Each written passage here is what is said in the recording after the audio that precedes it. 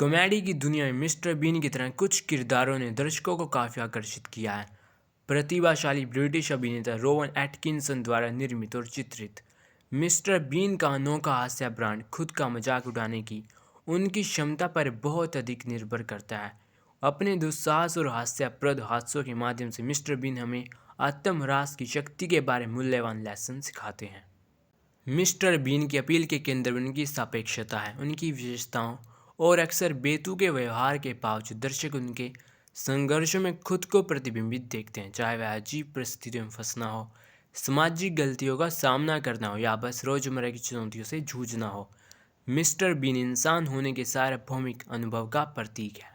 हालांकि mister been को जो चीज़ अलग करती वह है उनकी खामियों को स्वीकार करना।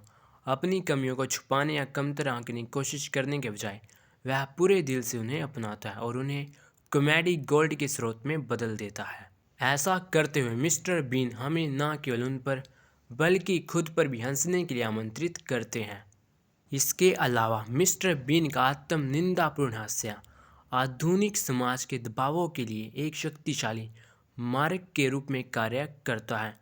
निरंतर जांच और सोशल मीडिया पूर्णतावाद के युग में खुद पर मजाक उड़ाने की उनकी इच्छा हमें याद दिलाती है कि हमें खुद को बहुत गंभीरता से नहीं लेना चाहिए। अपनी खामियों को स्वीकार करके और जीवन की बेरुखी को स्वीकार करके हम उन अवास्तविक उम्मीदों से मुक्ति पा सकते हैं जो हम पर दबाव डालती हैं। इसके हास्य मूल्य के अलावा हास्य के प्रति मिस्टर बीन का दृष्टिकोण सहानुभूति और जुड़ाव को भी बढ़ावा देता है। अपनी कमजोरियों को उजागर करके वह अपने दर्शकों के साथ सौहार्द की भावना पैदा करता है और उन्हें खुद पर हंसने की बजाय अपने साथ हंसने के लिए आमंत्रित करता है।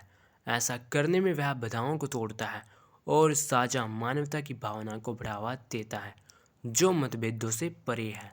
मिस्टर बीन की कहानी हंसी और आत्मह्रास की परिवर्तनकारी शक्ति का एक प्रमाण है। अपनी हरकत और चाल चलन के माध्यम से वह हमें सिखाता है कि अपूर्ण होना ठीक है, हंसी सबसे अच्छी दवा है और अपनी खामियों को स्वीकार करने से अधिक खुशी और जुड़ाव पैदा हो सकता है। ऐसी दुनिया में जो अक्सर खुद को बहुत गंभीरता से लेती है, मिस्टर बीन हमें जीवन की बेतुकीता को अपनाने और अपनी मानवता में हास्य खोजने की याद दिलाते हैं। वे हमें सिखाते हैं कि हमें खुद पर भी हंसना आना चाहिए। मिस्टर बीन की स्थायी लोकप्रियता आत्महीन हास्य की सार्वभौमिक अपील का एक प्रमाण है।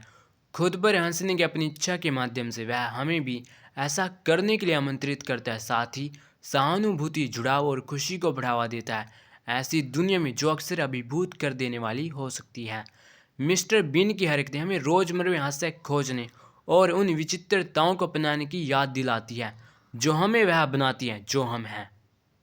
तो आखिर में दोस्तों, मिस्टर बीन की कहानी सिर्फ हास्य प्रतिभा की कहानी नहीं है, बल्कि खुद पर हंसने की कला का एक बहुत अच्छा एग्जाम्पल भी है।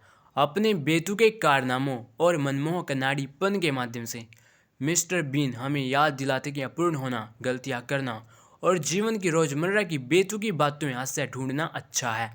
तो अगली बार जब आप खुद को किसी मुश्किल स्थिति में पाएं, तो अपनी किस्मत पर रोने की बजाय अपने अंदर के मिस्टर बीन को बाहर निकालें और खुद पर हंसना याद रखें। तो अगर आपको the comedy of Mister Bean story पसंद आई हो तो उसको लाइक करना ना भूलें।